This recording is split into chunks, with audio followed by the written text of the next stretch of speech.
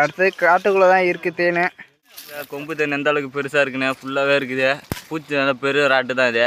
தேன் எந்த அளவுக்கு இருக்குன்னு தெரியல. எடுத்துருக்க கூட்டை களைச்சிட்டு சொல்லுங்க. பெரிய ஆடை தான் வேற லெவல் கைஸ்.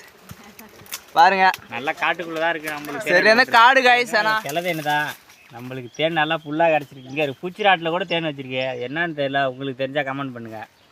அது கொம்பில் இருக்குது கைஸ். இதை பாருங்க, நாங்கள் தேன் கட்டுறோம். ஏற்கனவே நாங்கள் தேன் எடுத்து வச்சுருக்கோம். பாருங்க கைஸ், அதில் எடுத்து தேன் தான் பாருங்க. பாருங்க கைஸ். ஆனால் ஃபுல்லாக நினைக்காதீங்க, தப்பாக நினச்சிக்காதீங்க. ஃபுல்லாக பார்த்துங்க. குறைபாடு இருந்தால் கமெண்ட்டில் தெரியுங்க. ஆமாம் கைஸ், ஒரே இடத்துல 2 தேன் இருந்துச்சு. ஒரு தேனை எடுத்தாச்சு, அடுத்தது இன்னொரு தேன் எடுத்துட்டு இருக்காங்க கைஸ். உள்ள காட்டில் இருக்க வெறும் இந்த சொனக்காய் கையெல்லாம் போட்டோன்னா சொன குச்சி தடணும். அது தடுமை தண்டிச்சிடும் உடம்பு ஃபுல்லாக. சொனக்காய் கைஸ் இது. அது அந்தாண்ட தான் இருக்குது. தெரியுதா தேவை பாருங்க கைஸ். பாருங்க கைஸ், ஏன்லாம் வேட்டைக்கு வந்து நின்றுட்டு உட்காந்துருக்காப்புல.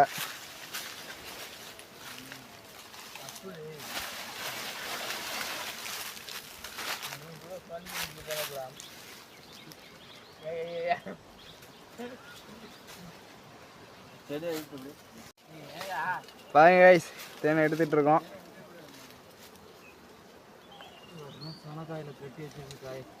வெறும் சொனக்காய் தெரியுதா கைஸ். அந்த சொனக்காய் பட்டுச்சுன்னா கை கால்லாம் தண்டிச்சு வந்துடும் கைஸ். கஷ்டப்பட்டு தான் எடுத்துட்டு இருக்கோம். ஒரு லைக்கு ஷேர் பண்ணி விடுங்க.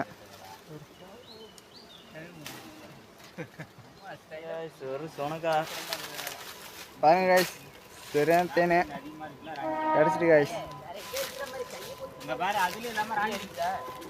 கூலா செடியில் தான் கட்டிருந்துச்சு. ஆனால் தேனை எப்படியும் உடச்சி குச்சிலேருந்து எடுத்து தேனை எடுத்தாச்சு. எடுத்து தான் கையில் வச்சுருக்கோம் நாங்கள். பூச்சி ரொம்ப அடிக்க ஆரம்பிச்சிட்டு.